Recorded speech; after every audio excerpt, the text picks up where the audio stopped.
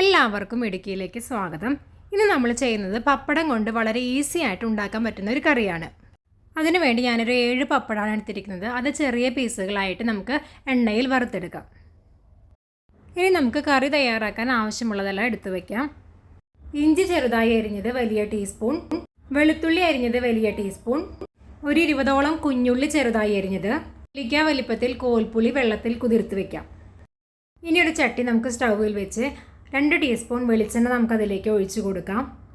ഇനി ഇതിലേക്ക് 1 ടീസ്പൂൺ കടുക് ചേർത്ത് കടുക് പൊട്ടിച്ചെടുക്കാം. കടുക് പൊട്ടി വരുമ്പോൾ അതിലേക്ക് 2 വറ്റൽമുളകും 1 തണ്ട് കറിവേപ്പിലയും ചേർത്ത് കൊടുക്കാം.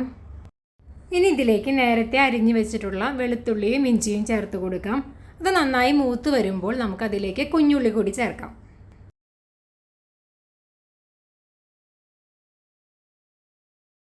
ചുവന്നുള്ളി ചേർത്ത് ചുവന്നുള്ളിയുടെ കളറ് മാറുന്നത് വരെ നമുക്കൊന്ന് മൂപ്പിച്ചെടുക്കാം. അതിനുശേഷം അതിലേക്ക് ആവശ്യമായ പൊടികളെല്ലാം ചേർക്കാം.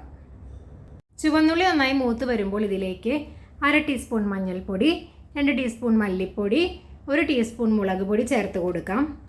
ഇനി മസാലയുടെ പച്ചമണം മാറി നല്ലൊരു സ്മെല്ല് വരും, അതുവരെ നമുക്കൊന്ന് ഇളക്കി കൊടുക്കാം.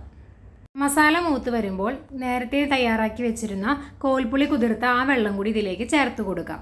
ആദ്യം നമ്മൾ 1 കപ്പ് വെള്ളത്തിലാണ് കോൽപ്പുളി കുതിർത്ത് വെച്ചിട്ടുണ്ടായിരുന്നത്. ആ വെള്ളവും പിന്നെ ഒരു പ്രാവശ്യം കൂടി നമുക്ക് കോൽപ്പുളി 1 കപ്പ് വെള്ളത്തിൽ കൂടി കുതിർത്തെടുക്കാം.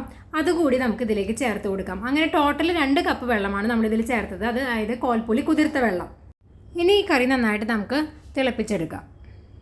കറി തിളച്ച് വരുമ്പോൾ നേരത്തെ നമ്മൾ വറുത്ത് വെച്ചിട്ട് പപ്പടം ഇല്ലേ, അതും കൂടി ഇതിലേക്ക് ചേർത്ത് കൊടുക്കാം. പപ്പടം ചേർത്തതിന് ശേഷം നമുക്ക് ഒന്ന് മിക്സ് ചെയ്ത് കൊടുത്തതിന് ശേഷം നമുക്ക് ഫ്ലെയിം ഓഫ് ചെയ്യാം.